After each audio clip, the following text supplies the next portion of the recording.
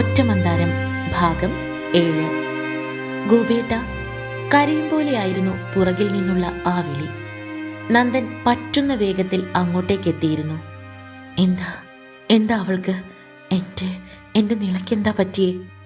ഭ്രാന്തനെ പോലെ അലറി ചോദിക്കുന്ന അവനെ തെല്ല് ഭയത്തോടെ ടീച്ചർ നോക്കി. പാടത്ത് നിന്ന് അപ്പോഴേക്ക് മാഷും കയറി വന്നിരുന്നു. എനിക്ക് കാണണം, എന്നെ ഒന്ന് കാറിലിരുത്തി തരുമോ ഗോപിയേട്ട? ആദ്യമായി ടീച്ചർക്ക് മകൻ്റെ വൈകല്യത്തിൽ ഉള്ളു പൊള്ളി.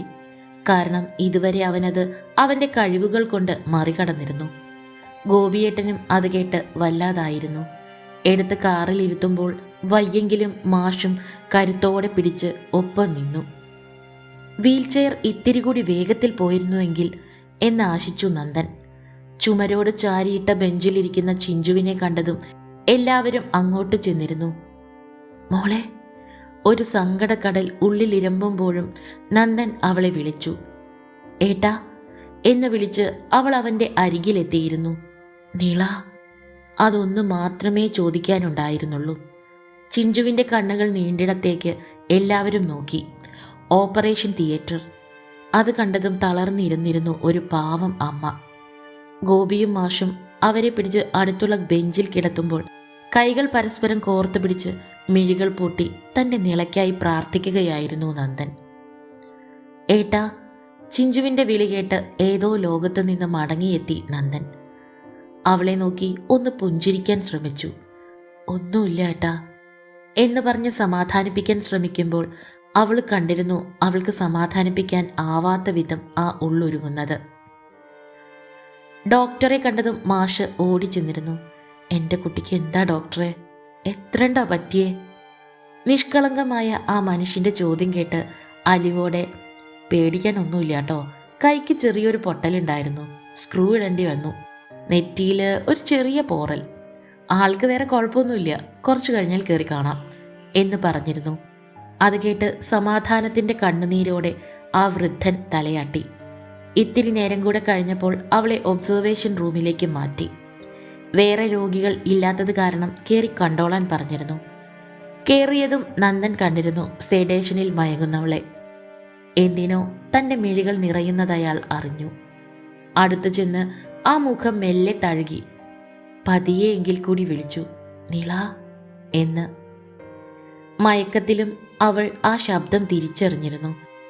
ശ്രമപ്പെട്ട് കണ്ണുകൾ തുറക്കാൻ ശ്രമിച്ചിരുന്നു. പക്ഷേ പരാജയപ്പെട്ട് അവ രണ്ടും അടഞ്ഞു തന്നെ കിടന്നു. ഒന്നുകൂടി അവളെ നോക്കി നന്ദൻ ഉറച്ച ശബ്ദത്തിൽ പറഞ്ഞിരുന്നു, പോവാം എന്ന്. അറിയാത്തൊരു ലോകത്ത് എവിടെയൊക്കെയോ നടക്കുമ്പോൾ തൻ്റെ പ്രണയത്തിൻ്റെ സാമീപ്യം അവൾ അറിഞ്ഞിരുന്നു. പിന്നീടാണ് ചിഞ്ചുവിൽ നിന്നും ശരിക്കും നന്ദൻ വന്നു എന്നും തൻ്റെ അടുത്ത് ഇരുന്നു എന്നും അവൾ അറിഞ്ഞത്. കേട്ടതിൻ്റെ പൊരുൾ തേടുകയായിരുന്നു തൻ്റെ ഉള്ളിൽ അവൾ. ഒടുവിൽ കിട്ടിയ ഉത്തരം അവളുടെ ചുണ്ടിൽ അത്രമേൽ നേർത്ത ഒരു ചിരി വിടർത്തിയിരുന്നു. എത്രയും വേഗം ഒന്ന് കണ്ടാൽ മതി എന്നായിരുന്നു അവൾക്ക്. നിളമോളെ ഞങ്ങളങ്ങോട്ട് കൊണ്ടുപോവുക ടീച്ചറെ.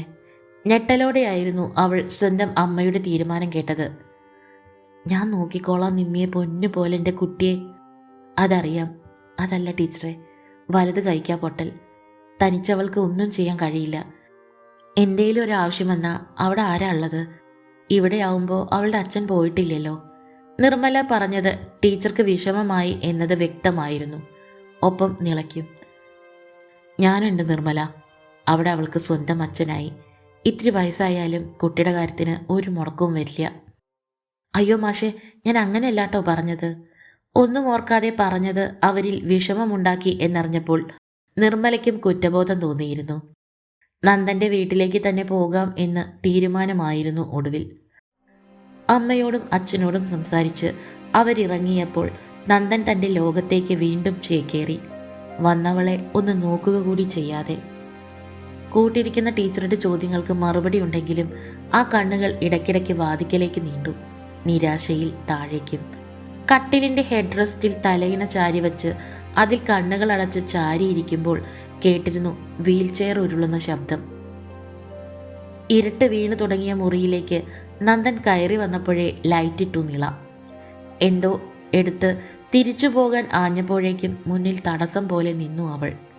മാറ് എന്നിത്തിരി ഗൗരവത്തോടെ പറഞ്ഞതും വാതിൽ ചാരി നിന്ന് അടച്ചിരുന്നു അവൾ.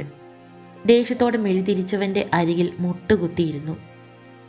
എൻ്റെ മുഖത്തേക്കൊന്ന് നോക്കാവോ നന്ദേട്ടാ എന്ന് വീറോടെ പറയുന്നവളെ ഒന്നും മനസ്സിലാവാത്ത പോലെ അറിയാതെ നോക്കിപ്പോയിരുന്നു നന്ദൻ. എൻ്റെ നന്ദേട്ടന് ഈ നിളയെ ഇഷ്ടമല്ലേ ചോദിച്ച് എനിക്കും കേട്ടിട്ട് നന്ദേട്ടന് മടുത്ത ചോദ്യ. പക്ഷെ എനിക്ക് ഉത്തരം വേണം എന്ന് പ്രതീക്ഷയോടെ ചോദിച്ചവളോട് ഭ്രാന്ത് പറയാണ്ട് വാതിൽ തുറക്കണുണ്ടോ നീയ് എന്ന് ദേഷ്യത്തിൽ പറഞ്ഞു നന്ദൻ.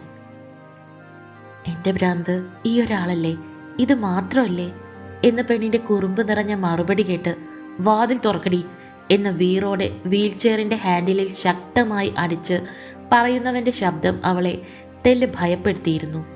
എന്നിട്ടും കൂസാതെ ചോദിച്ചവൾ, എന്തിനാ നന്ദേട്ടാ എൻ്റെ മുന്നിൽ മാത്രം ഈ അഭിനയം എന്ന്.